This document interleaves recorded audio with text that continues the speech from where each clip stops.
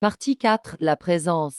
Dans l'obscurité totale, Sarah a senti une terreur pour la paralyser. Les chuchotements sont revenus, cette fois si proches qu'elle avait l'impression qu'ils étaient juste derrière son oreille, soufflés par une haleine glaciale. Elle a essayé de bouger, de crier, mais son corps refusait d'obéir. C'est alors qu'elle aperçut une forme. Elle ne pouvait pas la voir, mais elle la sentait. Une présence immense et malveillante se tenant juste devant elle. Son aura de froideur et de désespoir l'enveloppant complètement. Une vision effrayante a traversé son esprit, les anciens propriétaires, les disparus, leurs visages déformés par la peur, leur corps en proie à une entité insaisissable. Leurs histoires chuchotées n'étaient pas des légendes, mais des avertissements. Des échos de souffrance piégés dans les murs de cette maison. Sarah a finalement réussi à trouver sa voix. Un cri aigu qui s'est noyé dans le silence lourd. Elle a reculé instinctivement, trébuchant sur quelque chose au sol. Alors qu'elle tombait, sa main a heurté une petite boîte métallique. Dans un réflexe désespéré, elle l'a ouverte et y a trouvé une petite allumette.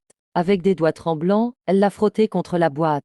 La flamme vacillante a jailli, éclairant un instant l'horreur devant elle. Ce qu'elle a vu l'a glacée jusqu'aux os. Une figure humanoïde, grande et émaciée, se tenait là, sa peau était pâle et tendue. Ses yeux étaient de profonds puits noirs, et une bouche tordue s'ouvrait sur une rangée de dents pointues. Ses membres étaient longs et décharnés, et des ombres semblaient danser autour de lui donnant une apparence éthérée et macabre. Il y avait une expression de faim insatiable sur son visage, un mélange de souffrance et de malice ancienne. La flamme de l'allumette a vacillé une dernière fois, puis s'est éteinte, replongeant Sarah dans une obscurité plus terrifiante encore. Mais cette fois, le silence n'était pas total. Elle a entendu un craquement lent et régulier, le son d'un rire rauque et sec qui semblait venir de l'entité. Les chuchotements sont revenus, mais cette fois-ci, ils ne venaient plus de loin. Ils résonnaient dans sa tête, des voix qui murmuraient son nom, lui promettant l'éternité dans l'obscurité. Le dernier son qu'elle a entendu, avant que tout ne devienne noir, fut le cliquetis de sa caméra, tombant au sol,